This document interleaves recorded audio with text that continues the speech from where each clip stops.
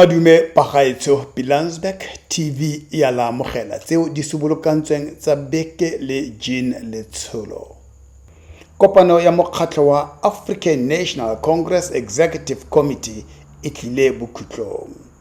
Moitseanape wa tsa dipolotiki Dr. Ntsikelelo Breakfast a re o belaela gore mathata a mokgatlho wa African National Congress a sentse a tla tswella pele. Seno se tla bakwa ke gore maloko a mokgatlho ona bontsi ba ona ba ne ba bontsha ba tsepamisitse mogopolo mo maemong go feta go baakanya mathata a mokgatlho wa itemogetseng.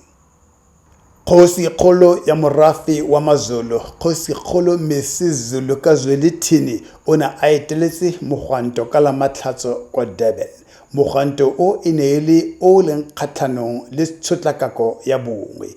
O gateletse gore bao ba dirang seno ba mo latefela jaaka bao ba ba letlelang go se diragatsa. Go ntse go le yalo o tlotlomaditse bao ba minang ka nko e le nngwe go kganela seno. Go ingokela batlhophi mo ditlhopotlaleletong tseo di tlang di tobile masepala wa Ditsobotla go ya godimo le tlase. Masepala o wa Ditsobotla o sele wa phatlhalatswa morago ga go latofatsa gore o palelwa ke go rebola ditirelo.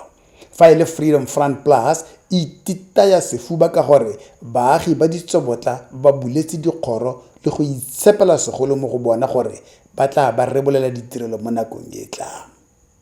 Re santse re le mo tsa ditirelo Mokhuduthamaga Motlalepula Gosho o gateletse gore makhanselara a tshwanetse go semelela le go netefaletsa gore ditirelo di fitlhelela baagi.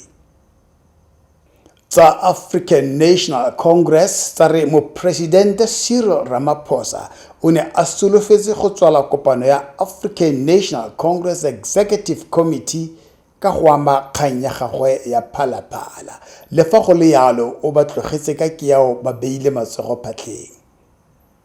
Bagaetso dipula tsa matsorotsoro di gorogile mme kgakololo ke gore ba tsamaya ka dinao le bakgweetsi ba kopiwa go nna kelotlhoko fa ba sela dinoka le dinokana segolo se tonna jang marogo a rwaletseng ka metsi a galefileng. Mopremiri wa Barbados Mia Mottley a re o swabile nko go feta molomo gonne go na le batho ba ba reng mmamoratwa o neng e le mopresidente wa Aforika Borwa Dr. Nelson Rolihlahla Mandela o rekisitse maAforika Borwa le go ba tlogela mo tobetobeng e ba iphitlhelang mo go yona.